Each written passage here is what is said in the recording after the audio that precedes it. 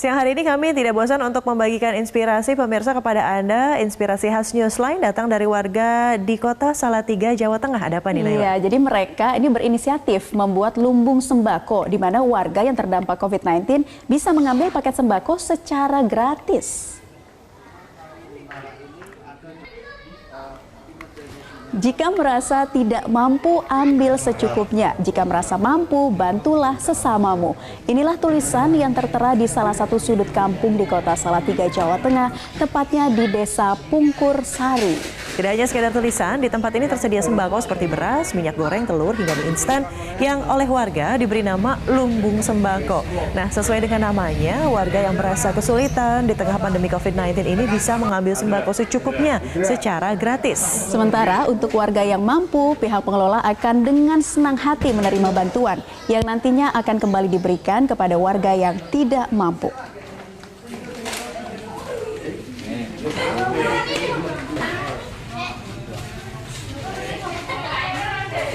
Dan kita akan mencoba menghubungi melalui sambungan Skype penggagas lumbung sembako Kampung Pungkur Sari di Salatiga, Jawa Tengah. Ada Pak Muhammad Rumzi. Selamat siang, Pak Rumzi. Selamat siang, Mbak. Iya, Pak Rumzi, bisa diceritakan ini ide awalnya membuat gerakan lumbung sembako. Ini seperti apa sih ceritanya, Pak? Oke, jadi ketika kemarin kita ada kejadian COVID-19 ini, karena memang di tempat kami ini, Mbak, bagian besar itu adalah pekerja informal gitu ya. Kemudian juga pedagang di pasar yang terdampak langsung COVID-19 ini, dan memang bantuan tidak langsung datang kepada mereka, sehingga warga kemudian kami berinisiatif untuk mendata warga yang mampu maupun yang tidak mampu. Kemudian dari situ warga yang mampu kemudian berhasil untuk membuat lumbung sembako ini, Mbak. Artinya membuat rasa aman kepada seluruh warga, terutama yang terdampak, agar ada rasa aman bahwa kita punya lumbung yang bisa siapapun ya bisa mengambil seperlunya, dan yang mampu bisa memberikan bantuan sebisanya, seperti itu, Mbak. Sejauh ini selain sembako, Pak Rumzi, apa saja yang disumbangkan oleh warga dan apa yang paling dibutuhkan oleh saudara-saudara kita yang kurang mampu di sana? Jadi kalau dari bantuannya memang yang paling penting adalah sembako dulu, Mbak. Kemudian juga memang ada uang tunai. Kemudian juga selain itu kita juga ada bank sampah gitu ya. Jadi warga juga bisa memberikan botol-botol bekas yang bisa diberikan, kita ganti dengan uang, kemudian kita belikan sembako. Intinya memang yang paling penting adalah sembako untuk seluruh warga yang terdampak. Sedangkan untuk warga sendiri memang ini yang paling penting memang sembako sekarang ini, Mbak. Sembako ya, dirasa paling krusial begitu. Pak Rumzi, mohon maaf mic-nya boleh didekatkan agar kami bisa lebih jelas mendengar suara Anda, Pak. Mikrofon dari alat handphone. Nah, baik, betul. Nah, Pak Rumzi, kalau dalam satu hari kira-kira ada berapa warga atau masyarakat kurang mampu sih yang rutin gitu ya setiap harinya datang ke sana yang memang betul-betul membutuhkan sembako?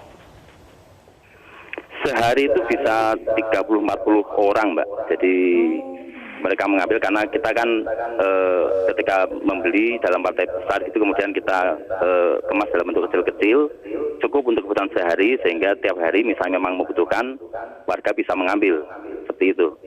Ini warganya memang hanya warga sekitar yang sudah kalian koordinir, sudah didata, atau justru boleh dari daerah atau wilayah lain, Pak?